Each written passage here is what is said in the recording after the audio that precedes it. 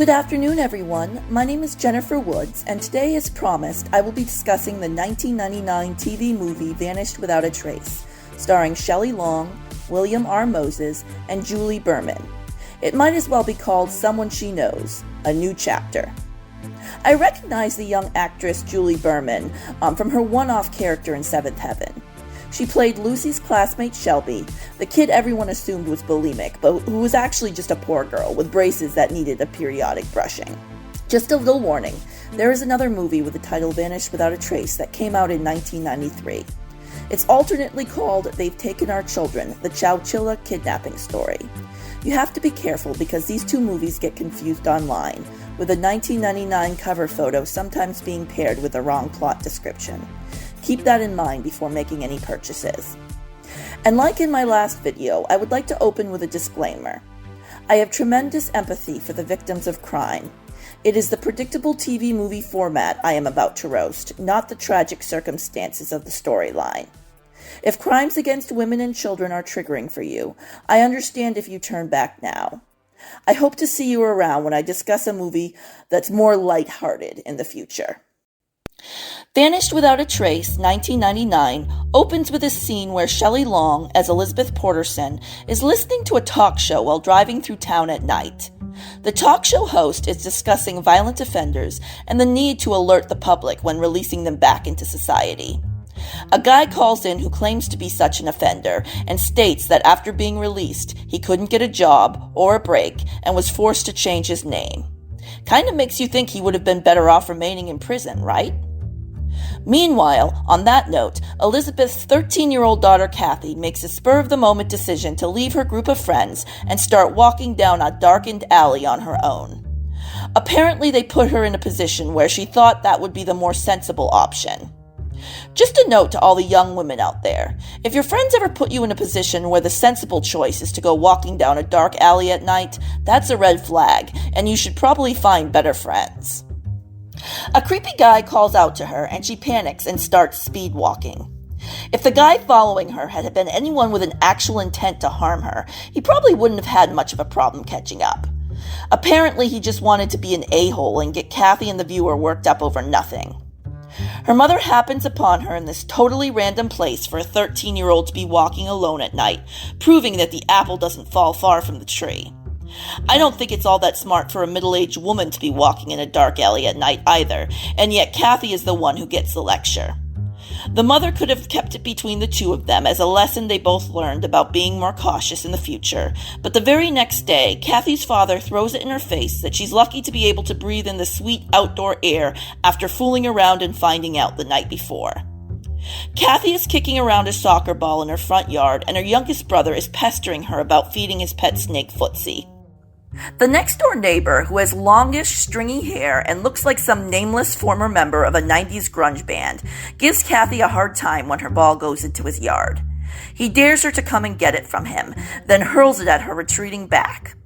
Mr. Porterson isn't too impressed and lets the man know he's acting super sketch. The family goes to the local rec center where a friend named Scott works.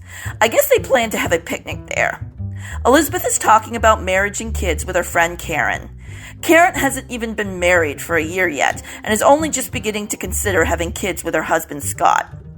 Elizabeth uses this conversation as an excuse to let her friend know that her kids are cramping her style and she'd gladly hand them over to child-free folks out of the goodness of her heart.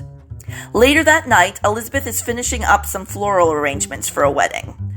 My mother did arrangements for weddings when I was a kid. I never knew that was an actual job that other mothers did. I thought my mom was just special.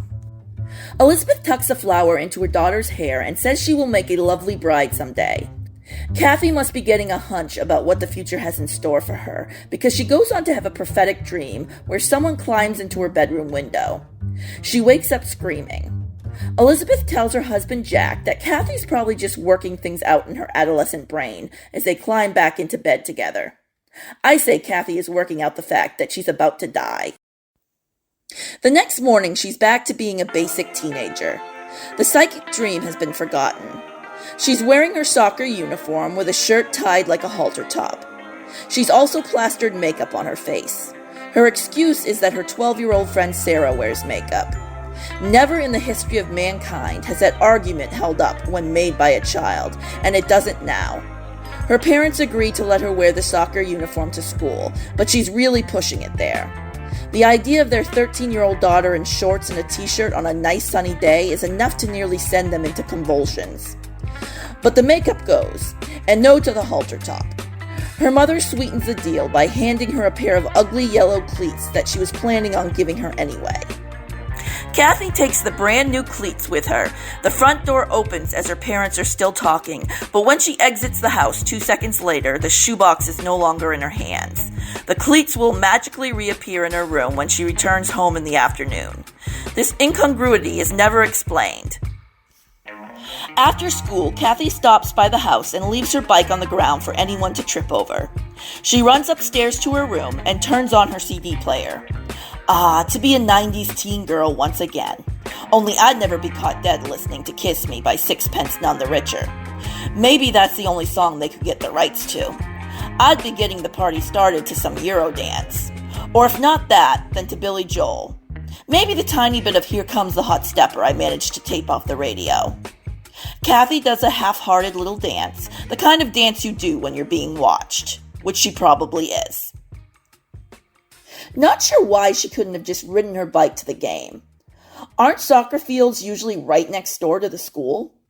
But if she'd done that, she wouldn't have been able to come home to an empty house and get kidnapped.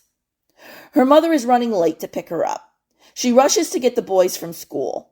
The boys gripe that Kathy is always the one behind schedule, which makes absolutely no sense as it's the mother who's behind schedule picking Kathy up. When Elizabeth gets to her house, something's wrong. It's quiet, seemingly empty, and perhaps a little too clean. Nobody's house is that immaculate. Someone clearly broke in and fixed the place up. Oh yeah, and her daughter is nowhere to be found. I have to say, the sound of the burbling fish tank in an otherwise silent home is the stuff of nightmares. The mother isn't initially concerned. Kathy probably got fed up waiting for her mom and rode her bike to the field, which she should have done in the first place. But we know what this movie's about, so we know that no such thing actually happened. The mother does see Kathy's bike has been left behind, but she assumes Kathy has gone to the game with friends. She gets back into the car and snaps at her son to turn off his handheld video game. Shelley Long does a really good job playing a mother. That's exactly the kind of thing a mother would say in a situation such as this one. Elizabeth goes to the soccer field and asks around. Kathy's friend Sarah hasn't seen her since she was dropped off at home. I have to say, it's very suspicious that Sarah is saying she dropped Kathy off at home. That's always a red flag. And I don't care that Sarah is 12. I would be asking her some hard questions right about now. Did they get into a fight? Was there an accident? We know you didn't mean to hurt her, Sarah. Just tell us the truth. Sarah tells Elizabeth to let Kathy know she needs to hurry the heck up and get there because they're desperate for her help on the field. Yeah, I'm sure Elizabeth would love to tell her daughter to do exactly that, but she kind of needs to find her first. What a tone-deaf thing for Sarah to say. Elizabeth is starting to panic now. She calls her husband up at work, but has to leave a message for him. After losing her oldest child, she apparently thinks it's a good idea to leave the younger two alone in an empty house while she goes out looking for her missing daughter. Elizabeth enlists Karen's help, and the two women ask around the neighborhood. It takes her husband a whole 2 hours to get the message, and Karen's husband Scott also bursts into the Portersons' house, ready to be of assistance. Mr. Porterson thinks Kathy's just making a point after the tiff they had that morning. Good thing he's not aware that he's stuck in a bad TV movie. He still has hope. I can say with certainty that no 13-year-old would ever try to punish their father by skipping out on a much-anticipated soccer game. They'd get all the things done first, do the stuff they wanted to do, and then they'd run away. Soon enough, Jack begins to realize the hopeless nature of their situation. They can't seem to find Kathy on their own, and as a former cop, he knows time is not on their side. He tells his wife they need to call the police. The weird man next door apparently picked the wrong week to be a creep. Mr. Porterson lashes out at him, convinced that he's responsible for Kathy's disappearance. The father is also a suspect because, well, he's the father. He's a former cop with a blemish on his record, something about excessive force, and he fought with Kathy during their last encounter. But he's soon dismissed as a viable lead. As time goes by, the mother and father consider the possibility that Kathy might be lurking around downtown. Apparently, it's where all the missing teens just go and hang out. Meanwhile, the searchers continue to comb through the woods, looking for signs of Kathy as Oscar-worthy action movie music plays in the background. 2 weeks have gone by now. Elizabeth checks in with her former cop husband, looking for some answers. He's got nothing. Karen's husband Scott doesn't want to talk about the case at all with her. It makes him too sad. All he wants to do is get some rest and deny her romantic advances. Kathy's friends are weirded out by it all. The whole situation has left them scared and unsure. They respond to these feelings of heightened anxiety by walking down deserted forest paths in a town where a girl has gone missing and has been presumably murdered. At least they're sticking to the buddy system. It's been a month, and the police are cutting back on the search. Elizabeth is having none of that. She and her friend Karen go to see a psychic. When meeting up with a strange woman for tea in a crowded setting, Karen manages to spot her without much difficulty, making me think she's got a little touch of ESP too, and maybe Elizabeth should have just booked a reading with her friend instead. The psychic says that a bad smell might be a clue. It smells like rotten eggs and might be a swamp. She says it's odd, but I would say that a bad smell is probably a pretty standard guess when searching for a missing teen who's quite possibly dead by now. Or maybe it's got nothing to do with Kathy. Maybe they're just sitting next to a gas leak. Elizabeth and several others go to check out the local swamp. They find a rotting corpse, but it's just a dead deer. The next big lead comes when a man breaks into a woman's house and she identifies him from a photo lineup as a guy named Bobby Lewis. A neighbor also happened to see him in the neighborhood on the day Kathy went missing, so now the police are liking this Lewis guy for Kathy's abduction. Elizabeth decides it's time to have a talk with her two boys because they've been confused by all that's been going on, getting asterisks for grades, and neglecting their pet snake. JJ has a retractable knife under his pillow so that he can better protect his younger brother. Elizabeth says that won't be necessary because she will defend them, hopefully with a retractable knife she has hidden under her own pillow. She better have a good plan in place because Daniel points out that she didn't exactly keep the boogeyman away when his older sister was alone in the house and relying on her parents' protection. Elizabeth says they need to find a way to move on with their lives while they wait for Kathy to come home. Daniel says this all sounds a little bit like forgetting his sister ever existed. His mother denies that. It's not about forgetting her at all. It's about something completely different. JJ agrees that from here on out he will feed Daniel snake, and in return Daniel will do his brother's homework. The police find Bobby Lewis and haul him in for questioning. They have evidence against him on the burglary charge, but nothing to go on with Kathy. Elizabeth and Jack get into a fight over the fact that Jack isn't pulling his weight in the family. By this point, they've searched just about everywhere. One of the few spots they missed is near a power plant that allegedly smells like rotten eggs, according to Kathy's friend Sarah. How convenient that she is familiar with the place and thinks to describe it in the exact same way the psychic described Kathy's potential location. Elizabeth and her husband accompany the detectives and a cadaver dog to the site. I'm surprised the detectives allowed the parents to tag along. Seems like a really bad idea. And sure enough, Elizabeth doesn't react well to seeing her daughter's new cleats protruding from the thick weeds. Skip ahead to the funeral. Karen tries to comfort Elizabeth by saying she liked the minister's words about cherishing the good times with Kathy. The typical cliches are tossed around. One day the memories will outweigh the grief. Why did this have to happen to Kathy? And so on. There's no rhyme or reason. If it had happened to some other white Protestant family down the street, they'd be asking themselves the same questions. It sucks, but there is no one to blame, other than the a-hole who did this. The cops are at the Portersons for the reception. Glad that unlike in someone she knows, the detectives have determined that one murder is enough to get their butts in gear. Glad they're not waiting for the killer to strike again and make their job easier for them. They return Kathy's charm bracelet to her mother. There's a touching moment where the creepy neighbor gives his condolences and says he's sorry for their loss. Jack says he's sorry too. Guess the neighbor's not such a bad guy after all. Jack and his sons have to talk about heaven and whether or not Kathy's special hair care products will be waiting for her on the other side. The youngest brother says he will care for his sister's stuffed bear.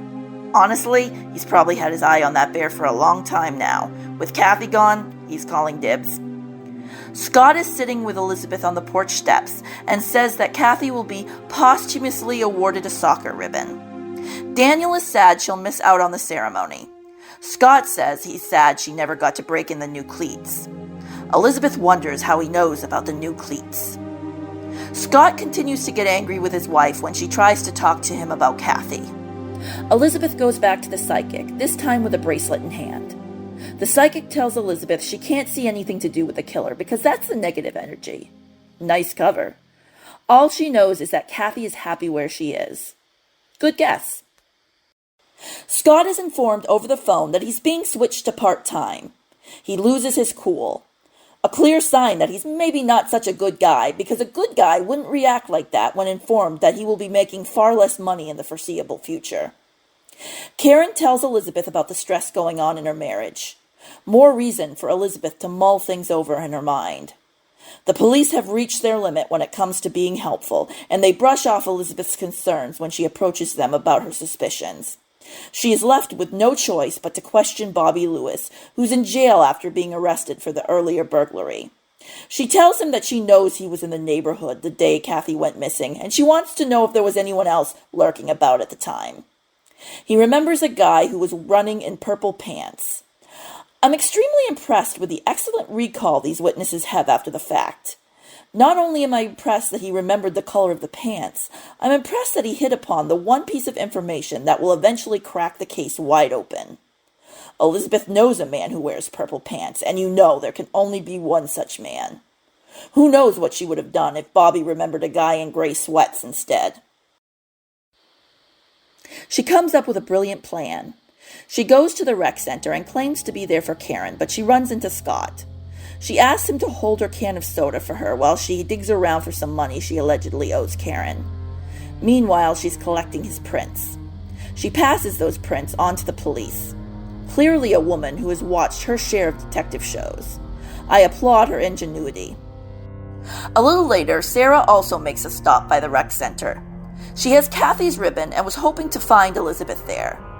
Not sure why she didn't just stop by the Porterson's house instead, but Scott takes this opportunity to invite her out for ice cream. You would think he would have found a way to get her into his car that didn't sound like it was ripped straight out of a cautionary tale. But I'm sure Sarah feels about him the way all teen girls feel about a man named Scott. Hottie Scotty, all right, let's go. Elizabeth stops by Scott's house because, like Lori and someone she knows, she's not content with having done her due diligence by handing over the soda can to the police. When she can't get anyone to answer the door, she does the most sensible thing she can think of and walks right in. No hide-a-key necessary this time. She goes snooping around in drawers, and what would you know? That's the exact place Scott has decided to hide a charm from her daughter's bracelet. Karen walks in at that exact moment of discovery because if she had walked in sooner, Elizabeth wouldn't have been able to find the missing piece of the puzzle. But now she waves the key evidence in the face of Scott's confused wife, who up to this point was way too cheerful about finding her neighbor alone in her house going through her husband's private things. Elizabeth asks Karen how well she knew Scott before she married him. Somehow she's figured out that Karen couldn't possibly have known him for very long, because if she had, the fact that he was a serial killer of girls would have naturally come out over the course of several conversations. Karen confesses she only knew him a few months before marrying him. Scott and Sarah are sharing an ice cream now. He's even worse than I thought. Not only is he a wolf in sheep's clothing, he's a penny-pitching one too. Sarah has the sense to be embarrassed when he flatters her with compliments, but beyond that, she doesn't see the red flag swaying in the pleasant breeze. Elizabeth gets back to her place, and what do you know? There's a message from Sarah's mother on the answering machine. Sarah hasn't returned from her trip to the rec center. Elizabeth knows what that means. Scott. Her husband had doubts before when she informed him of her suspicions, but now that the clock is ticking, he must have picked up on some weird vibes in the air, because he's suddenly pleading with a detective on the case to hurry up and get those fingerprint results back. Scott drops Sarah off at the rec center and says that he's noticed the reflector on her bike is broken. He wants to take it into the workshop to fix it. So apparently that trip for ice cream served no purpose, because all he really wanted to do was to lie to her about her bike so he could get her alone in his workshop. But hey, it gave Elizabeth a few extra minutes to figure things out in the meantime. After the cops get the prints back, it's discovered that Scott is actually someone named Alex Turner. Scott and Sarah are alone together in the rec center workshop. He knocks her out with a little chloroform. Very similar to what Frank did to Brandy in Someone She Knows. So many aspects of this movie remind me of Someone She Knows. And now the countdown to catching the killer with his next victim has begun. When she can't find Scott at the rec center, but she sees that his car is there, a light bulb goes on in Elizabeth's head to check the basement workshop.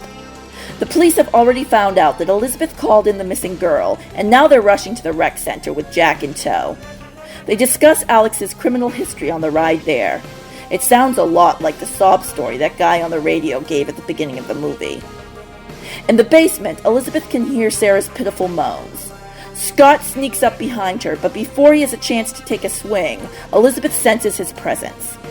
The reason he gives her for his evil behavior is a simple one. He just can't help himself. She sprays him in the eyes with a substance of some kind. The police show up as she's brandishing a wrench, but I think she did a good enough job handling the situation on her own without their assistance, thank you very much. Sarah's fine, but she's going to have a mean headache. The detective admits to Elizabeth that she was right and he was wrong. That's all she needs to hear. Her daughter's still dead, but other than that, it's the perfect ending. Thank you for watching and have a great night.